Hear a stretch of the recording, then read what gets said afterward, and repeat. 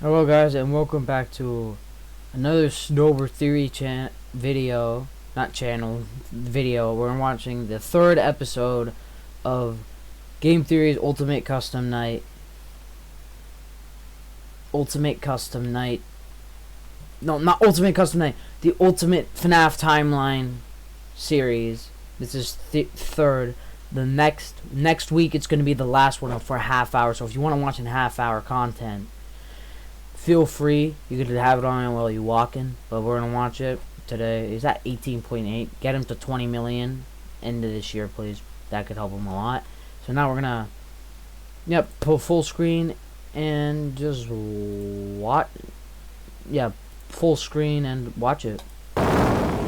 Hello Internet, welcome to Game Theory and page 20 of our final FNAF timeline. This is getting ridiculous. Last time we covered William Afton's rise as a serial killer, how the loss of his young son in 1983 caused him to make one fateful promise that would ultimately serve as his driving force for decades. I will put you back together. Fueled by grief and obsession, Afton would lose himself in work and drinks. One night in a fit of rage, he lashes out against Henry's young daughter Charlie, his first murder. This moment becomes the first domino to fall in a long sequence of events that ultimately destroys William's life and the lives of those around him. That one murder gives Afton a taste for blood, resulting in the deaths of 10 more children across 2 different pizzerias. Those children go on to possess animatronics, giving Afton his first exposure to Remnant and the potential solution for bringing his son back to life. The need to learn more about this miraculous power leads him to produce the Funtime animatronics, as well as their capture devices, robots designed to bring... Also, this is all just recapping of the last series, so he hasn't started yet. It's all recapping, so enjoy. Kids to him for experimentation and collection of more Remnant. Except there was one thing that he didn't account for: his daughter's curiosity. He made the robots too appealing, and it would cost him Elizabeth's life. Now with 2 children to put back together, Afton was more desperate and crazed than ever, returning to defunct pizzerias to steal the possessed metal still living inside their walls. What he didn't account for, though, were the ghosts, forcing him to pay for the sins of his past. When last we left him, William was spring-locked, bleeding to death behind a secret wall. Gone, but certainly not forgotten, as we're about to see in today's video. Today we're finishing up chapter 2 of our story, wrapping up the Afton Era. Over the next 6 pages, we switch our focus to the other main character of the franchise, Mike, a young boy dealing with the fallout of a stupid childhood decision with tragic consequences. A young man whose life is best described as collateral damage, caught in the blast radius of William's whirlwind of destruction. Now, before we begin, let me just rip off the band-aid now. We won't be finishing the timeline today. I know, I'm sorry, I wanted to, but covering FNAF VR, AR, and Security Breach wound up taking me an additional 9 pages of script. And I've already made you wait long enough for this part, so I just had to make the executive call to break this one up into 2. Don't worry, that part is already written, it is already Let's just say that you're either gonna love that episode or hate it. I don't really think there's gonna be commercial. Let's meet Mike. William still wasn't back. Weird. Michael knew his father sometimes traveled for work, disappearing for days on end, but usually there was some sort of notice, a phone call, a post-it, something. It's not like Michael and his father were close, far from it, but as a household of 2 suffering men coping with years of tragedy and loss, there was at least some element of communication between the 2 of them. They were united by a name and a shared pain. This time though, things felt different. William had left nothing. His absence was longer. There were no check-ins, no updates, just silence. Something had happened. If there was one thing Michael knew about his father, it was that he had contingencies, safety checks, backup plans. His father was a careful and guarded man. He held his cards close to his chest, and as such, William had prepared him in the event that something like this ever happened. Normally, his father kept his home office locked, but in the event of an unexpected, prolonged absence, Michael had been instructed to enter his father's office and look behind an empty set of shelves mounted in the corner of the room. Rolling his eyes, Michael entered the office. Never fully understood how William was able to spend so many hours of his days locked up in here. There was just nothing to do. Most of this place was empty. He dragged himself over to the shelf in the corner, expecting to find an emergency contact list, a family safety deposit box. But what he actually found there was completely unexpected. Father, it's me, Michael. I did it. I found it. It was right where you said it would be. The shelf swung open and revealed a giant industrial elevator, one that led straight down into an underground bunker. But that was impossible. Hidden inside his childhood home was a secret entrance to an enormous underground science lair? It didn't make any sense. Seriously, it didn't make any sense. And yet, here it was, mapped directly underneath the floor plan of the house that he'd grown up in, lost his brother in, been tortured in. Michael thought that he'd known his father, a prideful, sad, angry man with petty, everyday problems, but clearly, he'd been living with a stranger this entire time. His father had secrets. Suddenly, the days of William being locked inside of his office made sense. He'd been here the entire time. Where was here, though? Was this Circus Baby's entertainment and rentals? The Circus Baby restaurant always did seem to be a deeply personal project for father, a failure of his that cut unusually deep, especially after that first location had to be closed prematurely due to the gas leaks. After that day, father really did seem to change, to lose himself. Snelle en gratis bezorging. Bloedstollend entertainment. Word lid I was just van having Prime fun to voor watch. €4,99 per maand. Last van jeuk? Eczeem? Bepanthen eczeemcrème. Verlicht jeuk, herstelt de Can huid. you not? Even more in his Thank work. you. Clearly, the entrance he had found was some sort of secret back way into the facility, one that required crawling through vents to navigate. His father had been working here, but in secret. Why? And that's when he found her. At the end of the facility, Circus Baby, his father's pride and joy. Except something was different about her. She wasn't like the others. The way she talked, the stories she told. This wasn't just a robot. She was alive, somehow. And not only was she alive, she also felt familiar. There is something bad inside of me. I'm broken. I can't be fixed. Will you help me? Was this his sister? William's baby girl? But how?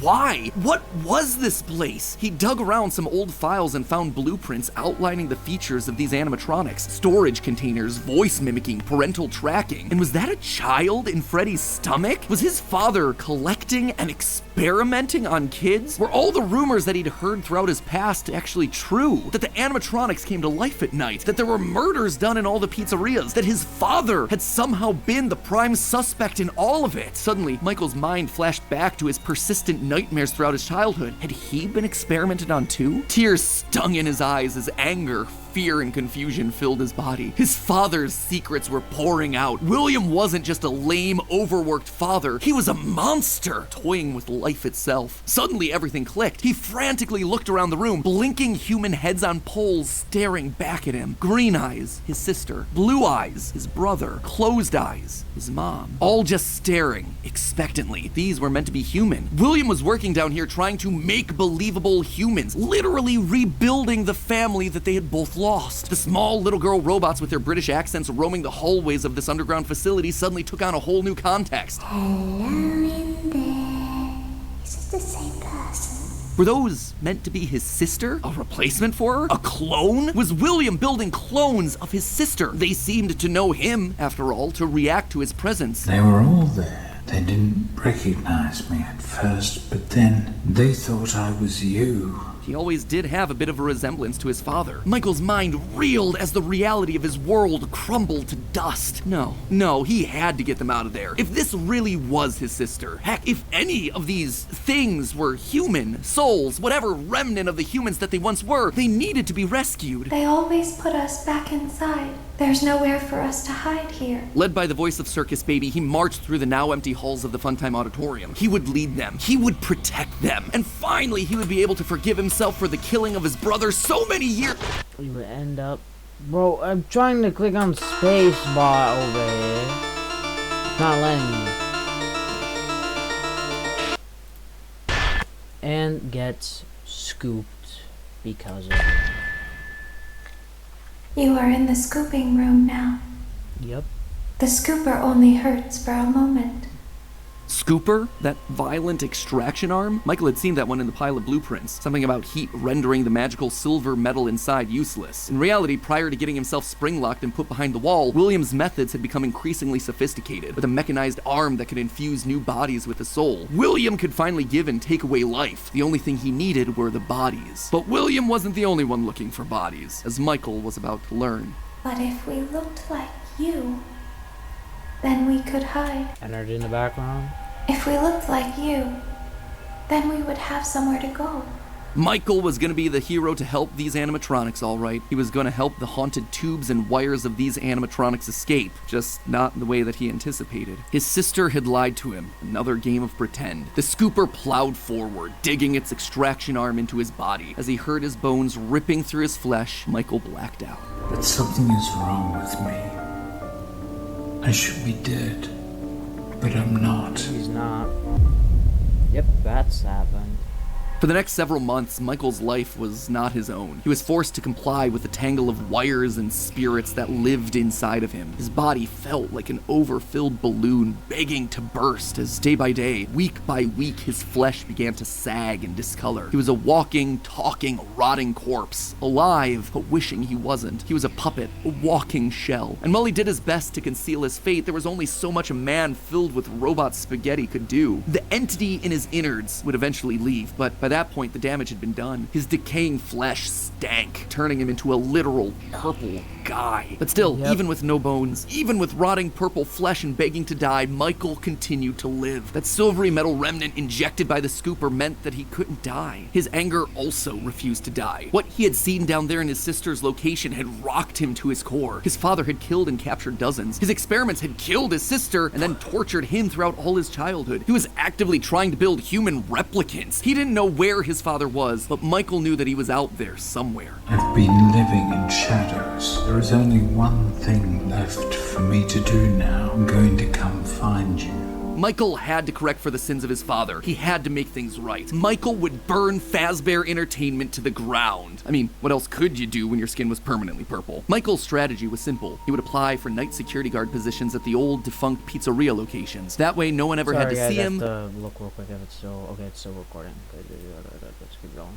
Or smell him during his shift. And all these old, shuttered locations did need guards. Teenage vandals and squatters were always looking to get inside these abandoned buildings, and yet no one ever really wanted to work an overnight graveyard shift unless they were practically out of options. Enter Mike. One by one, he would take on the job of security guard, changing his name each time to ensure that no one was able to follow his paper trail. Once inside, he could tamper with the animatronics and figure out how they worked, writing about his experiences in his security logbook. While there, he would listen to the old tapes where upper management awkwardly welcomed new recruits to their summer jobs, even though he was working there nowhere near the summer months. He heard the gory details of his father's franchise from the outsiders looking in, confused and afraid about what was happening in the walls around them. Sometimes he would see his brother in the form of the Golden Freddy suit. It's me appearing on the walls around him. Except now, there was something else there. He was no longer alone. Another angrier presence was also in the suit, as if two spirits were forced to share the same body. And Golden Freddy would attack him now. It was aggressive. Its vengeance wanted to lash out at anyone with the Afton name, anyone who wore a security guard outfit. Over time, Mike worked his way through the old restaurants, the original pizzeria, the bigger, better Freddy Fazbear's. He spent weeks there looking for clues as to his father's whereabouts, and each time at the end of his week shift, he would then set the location on fire. Remnant can't survive high temperatures after all. So burning away whatever spirit-laden animatronics that still existed inside seemed like a winning strategy. All this revisiting of his past, though, was causing the nightmares to begin again. Hallucinations that brought him back to his childhood. The guilt around killing his brother. His dreams were oddly mixed with the shrill phone calls of the security guards. But it would all be worth it in the end. The goal was to eventually stumble across the one location, the one job that would finally reunite him with his father. Little did Mike know that that day would come sooner than he expected. 2023, an advertisement came across Mike's TV. Fazbear Frights, a new horror attraction inspired by the awful crimes that occurred around Freddy Fazbear's Pizza so many years ago. It made Mike sick. People looking to make a quick buck off the tragedy of others, off his own family. This wasn't a joke or entertainment. Regardless, he had to be a part of it. If this team was combing through his family's history, they might stumble across something that could be useful. And if his father was truly still alive as he suspected, there would be no way that he wouldn't show up here. Maybe finally this could be the final chapter. There's no way. He's dead. He's in Sprinlock. There's no way he's alive His at all. family's marathon. Sorry, I've been not talking a lot in this video, but I'm just trying to react of tragedy. now. Mike applied for the job and was immediately handed the keys. Years of doing this had taught him that security guards rarely receive thorough security checks. They also liked how creepy Mike looked. They thought it was a costume, on theme for the job. What little they knew. Hey, glad you came back for another night.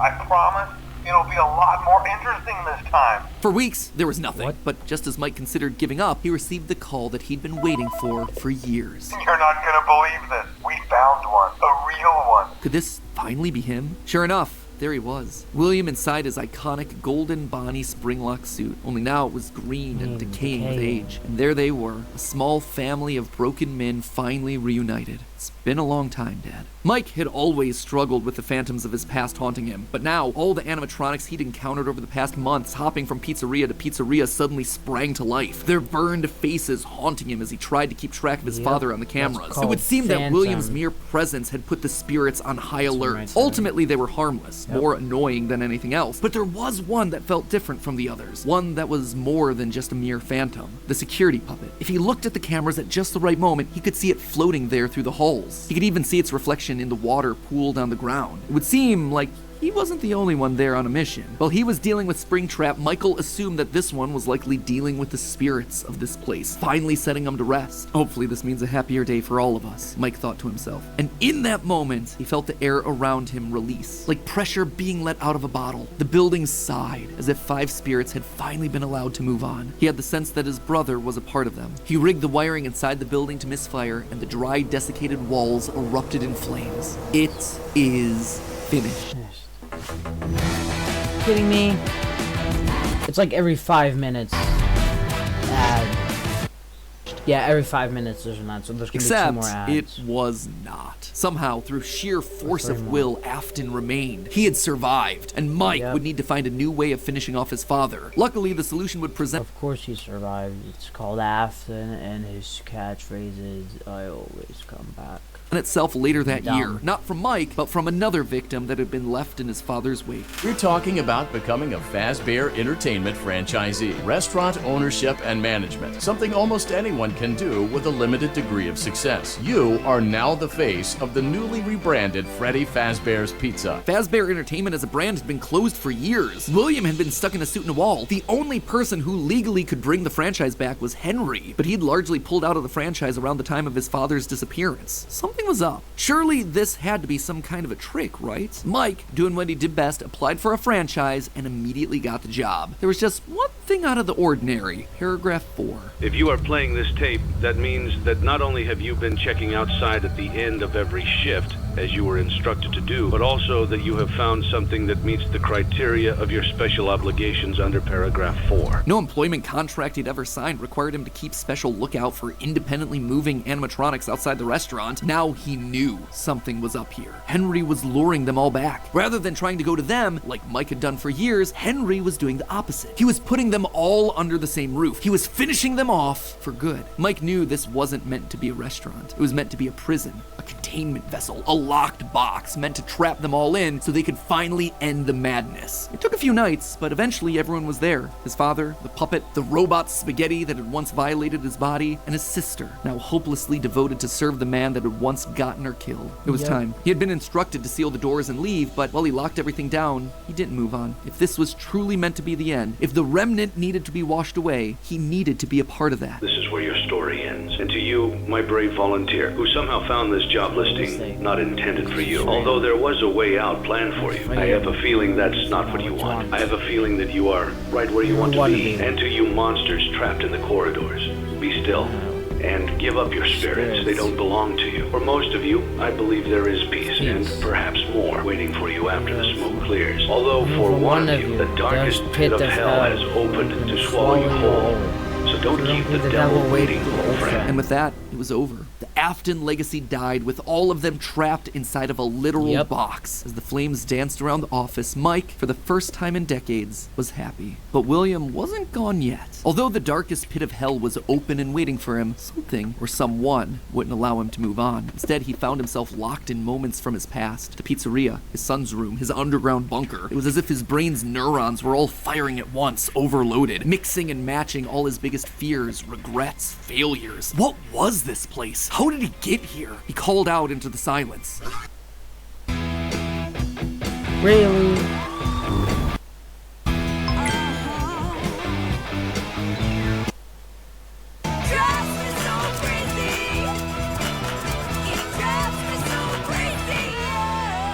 Can you not play ads anymore, Graham? Voordat je het weet, ben je op vakantie. Makkelijk zoeken, makkelijk boeken. De vakantiediscounter. Die snapt vakantie.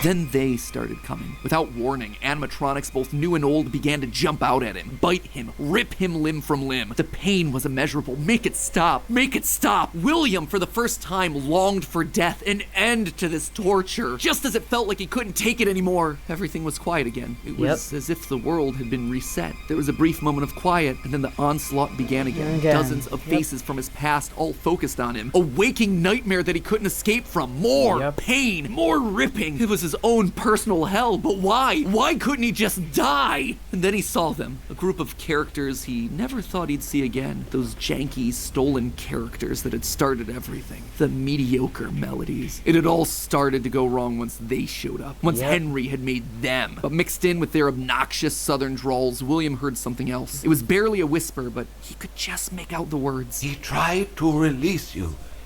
He tried to release us. But I'm not gonna let that happen. I will hold you here. I will keep you here.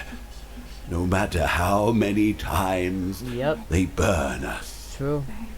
That voice. He knew that voice, but from where? Greetings from the fire, and from the one you should not have killed. The one he shouldn't have killed. William thought back. He'd done a lot of awful things, but there was always the one that stood out. Not Charlie, his drunken act of revenge. Not Susie, his first true murder, no. Instead, it was the one that he had lost control with. The one that he had broken beyond repair for no good reason other than because he could. The one that he'd stuffed inside the golden bear that his partner used to wear. Cassidy. They were back. And now they were trying to punish him, to make him suffer like he'd made them suffer. It was almost like William and Cassidy's souls had been locked together, fused by a collective rage and spite, each refusing to move on. But while Cassidy was so focused on taking revenge, they actually did the one thing that would be the downfall for so many others. They kept William alive. Even though fire should have destroyed the remnant that was coursing through his being, Cassidy kept William breathing, paving the way for his escape. William's will was so strong, his soul so powerful that he managed to put a part of himself inside the circuitry that housed the spring-locked suit. And there, his consciousness lay, inside a single circuit board,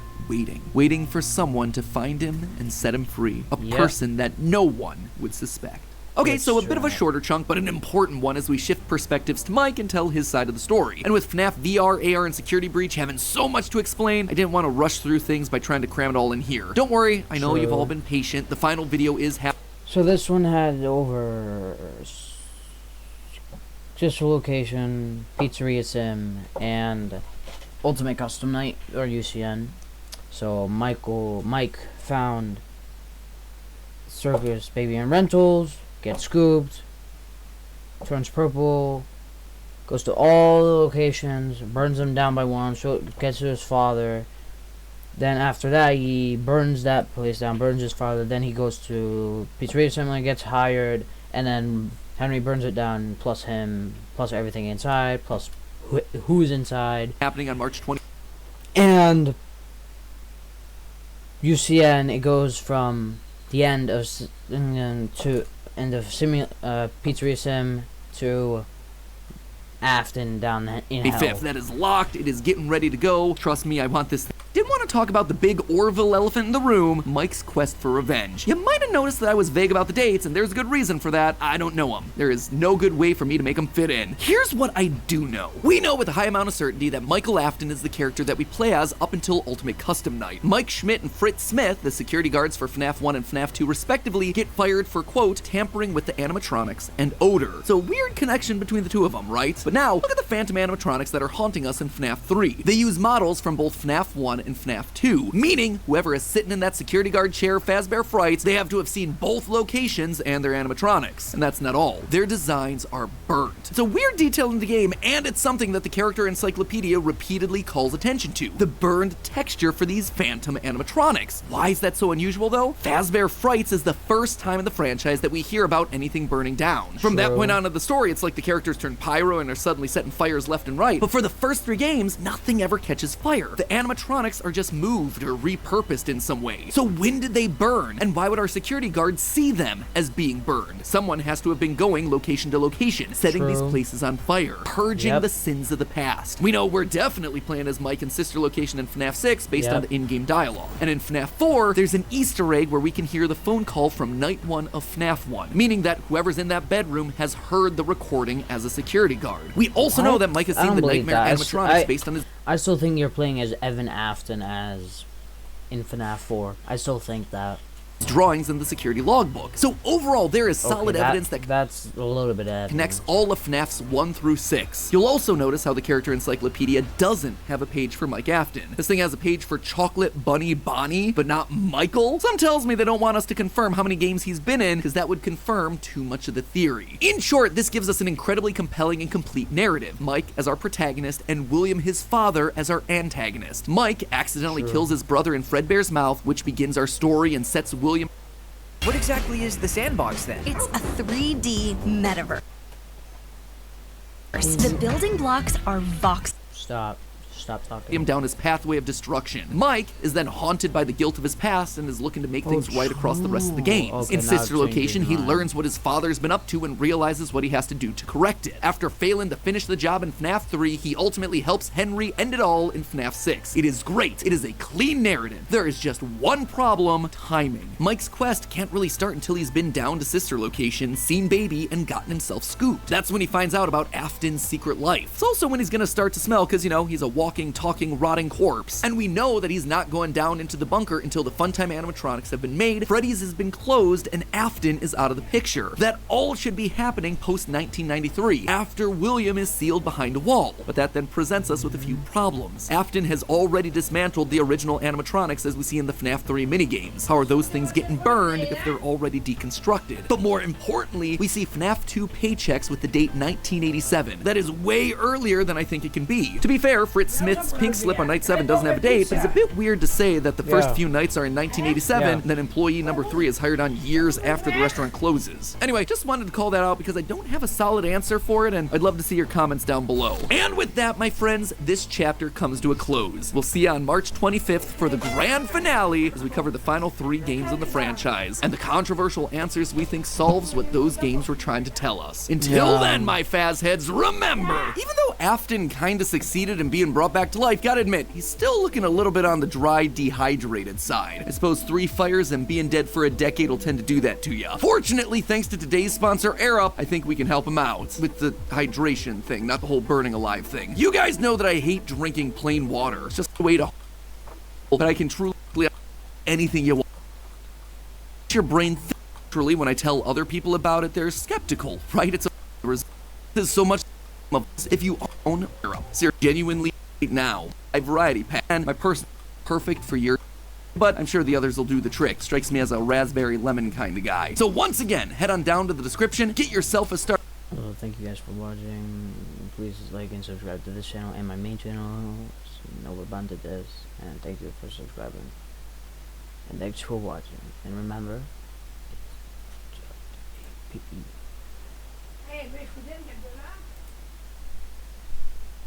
it's just a theory, a game theory. Thanks for watching.